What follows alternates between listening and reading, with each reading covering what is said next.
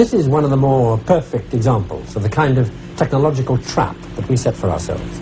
The lift, the elevator. I mean, what is it? It's a steel box with some buttons in it and maybe a trapdoor for emergencies. But who ever looks that close? Except when this happens, where is it? And even in this situation, closed in, with an escape route that we can't handle, we behave like many of those New Yorkers did. We strike a light, and we look around to see how badly things are. And if we find, in this case, an emergency button, absolutely great, we sit back and we wait for help to come. We wait for technology to come back and save our lives. Because it's inconceivable that it won't, isn't it? I mean, if you admit that, you've got to admit that every single day of your life, in some form or other, you unconsciously walk yourself into a technology trap. Because that's the only way to live in the modern world. So you don't admit it. You say, oh, well, in this situation, we'll cope. But what happens when the effects become widespread, irreversible, devastating? What happens when what little resources you have to help you cope give up? Then what? Well, in all the disaster scenarios you read, what happens is that without power, technologically based civilization cracks up rapidly. Without enough auxiliary power, and most major cities don't have it, organization is impossible. It's every man for himself. Looting and arson follow. And in a city not prepared to be a fortress, supplies run out fast.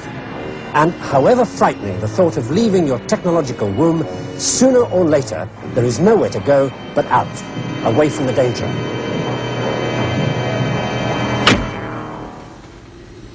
The minute you decide to move, you're on your own, in a way that no modern 20th century city dweller has ever been in his life. And then the traps begin to close. To start with, do you even know where to go in order to survive? Did you manage to get a map before you left? And if you did, how do you get out? Walk? Drive until you run out of fuel? Are you ahead of the millions of other people pouring down these roads trying to do just what you're trying to do? And if they catch up with you, have you got something they need? And if you have, can you protect yourself? Did you bring enough food and drink to last as long as necessary? And if you didn't, where will you get it? Steal?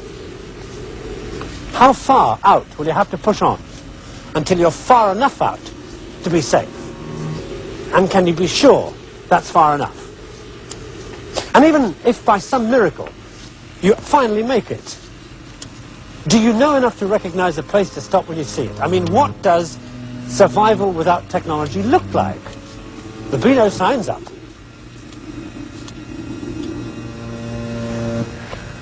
So, let's say that finally, somewhere far out into the country, you come across a place that looks right. And let's say that you've had the good sense and the good luck to look for a farm. Because that's where food comes from, doesn't it? Okay, so it's a farm, so you decide to stop. Has anybody got there first?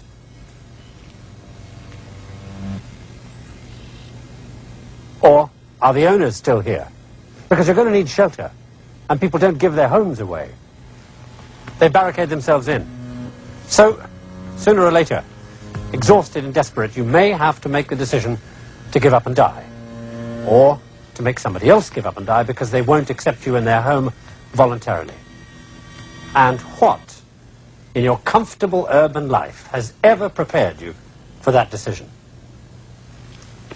Okay, let's say by some miracle the place is empty and it's all yours. Is there enough food in the house? How long will it last? How will you cook it? Wood fires? Are you fit enough to chop all the wood you need before winter comes? If you're lucky, you've got livestock on the farm. Great. Meat. But can you slaughter and bleed and butcher an animal? Okay, supposing you manage that, you've got enough meat to eat until you've eaten all the cows. But at least you can start running your farm. But it's a modern farm, remember? It's mechanized. There's a gasoline pump, but it's empty. So you can't use the tractor. What you need is a horse and cart. But when did you last see a horse and cart on a modern farm?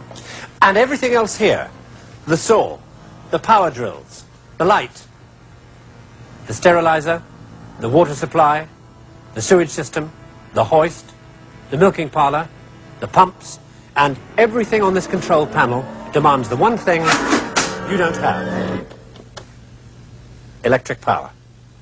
Everything on this farm that you found doesn't work. The place is a trap. But there's nowhere else to go. The only way you're going to survive is if you find the one thing you need to keep on providing the food you've got to have. And you don't need the mechanized version of that thing. You need the kind people haven't used in 100 years. You need that kind of plough.